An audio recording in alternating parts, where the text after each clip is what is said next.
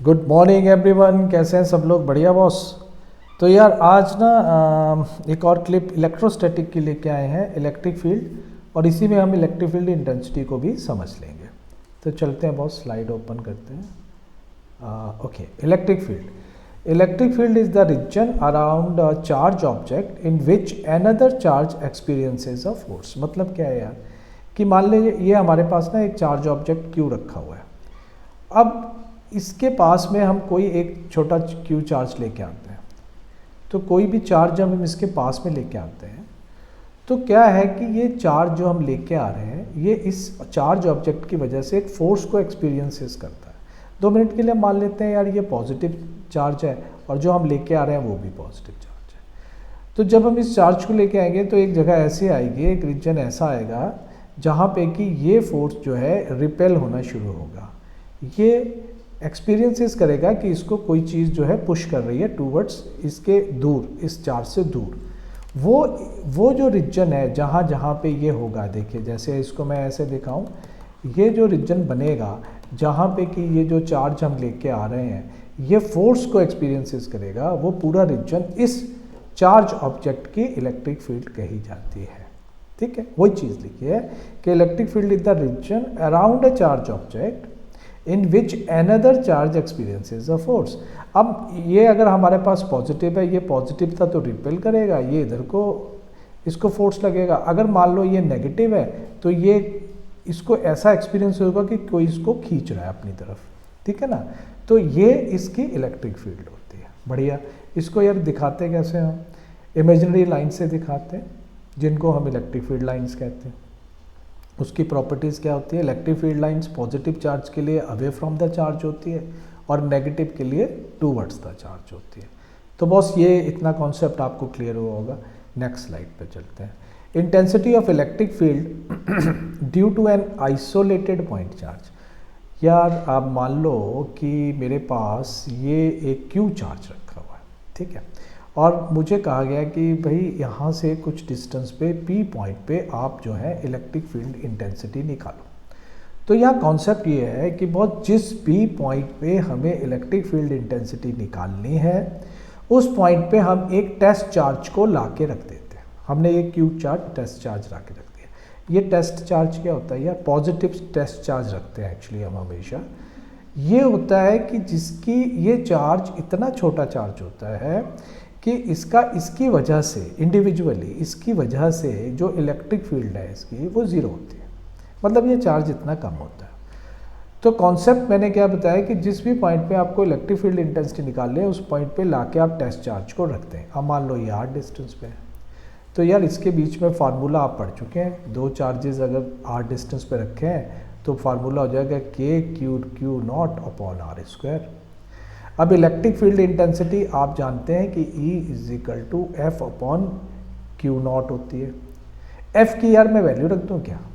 ये हो गई मेरे पास Q naught upon R square, और ये क्यू नॉट है, क्यू नॉट से क्यू नॉट कट गया बॉस। तो मेरे पास फार्मूला आ गया A is equal to KQ upon R square. ये मेरे इलेक्ट्रिक फील्ड इंटेंसिटी का फार्मूला है। यहाँ पे आप एक चीज़ देखेंगे कि E डायरेक्टली प्रोपोर्शनल है 1 अपॉन आर स्क्वायर के। तो R अगर मेरी इन्फिनाइट हो गई तो वहाँ पे मेरा E जो है 0 हो जाएगा। यार बहुत एक कॉमन सेंस की बात है कि जैसे जैसे हम इस चार्ज से दूर जाते जाएंगे इसकी इलेक्ट्रिक फील्ड इंटेंसिटी कम हो जाएगी। जब हम बहुत दूर चले जाएं, इन्फिनाइट में चले जाए तो 0 हो जाती है। यार ये देख लिए फार्मूला है, ये ग्राफ है, इस ग्राफ को आप दिमाग में रखें। अब 1 अपॉन आर स्क्वायर के उसमें है तो यार ये ग्राफ ऐसे ही बनता है, ये आपको पता ही है। आप जो है न्यूटन्स लॉ में ग्राफ में पढ़ चुके होंगे। ठीक है बॉस, ओके डियर, चलेंगे आगे। ये आ गया intensity of electric field due to a point charge in vector form. यार अब इसको समझो, देखो बहुत सिंपल है। E जो है मेरे पास हमने अभी निकाला KQ अपॉन आर स्क्वायर। अब ये तो हमने मैग्नीट्यूड वाली बात की थी, अगर वेक्टर की बात करनी है तो हम आर कैप लगा देते हैं। मैंने न्यूटन्स लॉ का कूलम्ब्स लॉ का जो वेक्टर फॉर्म दिया है उसमें मैंने आर कैप को भी समझाया है, उसमें हमने वेक्टर की बात की है। ठीक है ना। तो आर कैप क्या होता है बॉस? आर कैप होता है vector R upon magnitude of R. तो क्या ये वैल्यू उठा के हम यहाँ डाल दें? तो ठीक है बॉस, ये हो गया हमारा E is equal to K Q upon R square, और इसकी जगह मैं लिख सकता हूँ vector R upon magnitude of R. यार ये भी मैग्नीट्यूड मल्टीप्लाई हो जाएगा, तो ये मेरे पास फार्मूला अब आ गया K Q upon R cube vector R. ये मेरा इंटेंसिटी का वेक्टर का फार्मूला है। देखो यही चीज़ मैंने यहाँ डाली, तो this is how it comes, है ना। तो इसको आपको मैंने एक्सप्लेन किया। तो इलेक्ट्रिक फील्ड इंटेंसिटी किस किस के ऊपर डिपेंड कर दी बॉस? एक तो चार्ज के ऊपर डिपेंड कर रही है, राइट, और एक जो है डिस्टेंस के ऊपर डिपेंड कर रही है। और एक चीज़ और देखेंगे यार आप, के भी है इसमें।